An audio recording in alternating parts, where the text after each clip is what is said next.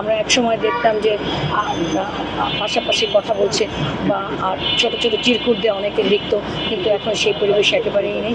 তারা অত্যন্ত স্বাভাবিক আছে এবং কনফিডেন্ট ওয়েতে এক্সাম দিচ্ছে, এবং তাদেরকে বলেছি যে গুজবে কান দেবে না তোমরা, এবং সাহসী হও, সাহসীভাবে পরীক্ষা দাও। তারা কনফিডেন্টলি পরীক্ষা দিচ্ছে। প্রত্যেকটা শিক্ষার্থীর সময় সুযোগে নিরাপদ পরিবেশে পরীক্ষা দেবে, এবং আমরা সেই পরিবেশটা এনশিওর করতে পেরেছি।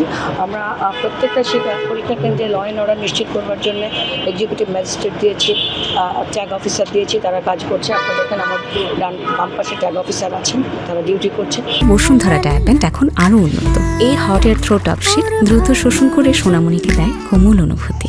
আমরা যাতে পরীক্ষার ইলেকট্রিসিটিতে যাতে বিভ্রাট না ঘটাতে পারে, সেজন্য ফায়ার সার্ভিসকে বলা আছে, যেহেতু আপনার গরমের সিজন, ডেঙ্গু পরিস্থিতির এখন একদম হাই টাইম চলছে, তো যাতে ডেঙ্গু পরিস্থিতি বিবেচনায় নিয়ে কেন্দ্রের প্রত্যেকটা কেন্দ্রের আশপাশে পরিবেশ যাতে পরিচ্ছন্ন রাখা হয় এবং মশক যাতে বেশি ডিস্টার্ব না করতে পারে, সেজন্য আমরা স্বাস্থ্য বিভাগ থেকে স্বাস্থ্যসম্মত পরিবেশ নিশ্চিত করবার জন্য কেন্দ্রীয় সচিবদেরকে বলা হয়েছে। আর আমরা চাই যে একটা নকলমুক্ত পরিবেশ এটা হবেই। অভিভাবকরা আছেন, যাতে অভিভাবকরাও ডিস্টার্ব না করে, বেশি ভিড় না করে, শান্তিপূর্ণ পরিবেশে পরীক্ষা উদযাপিত হয়।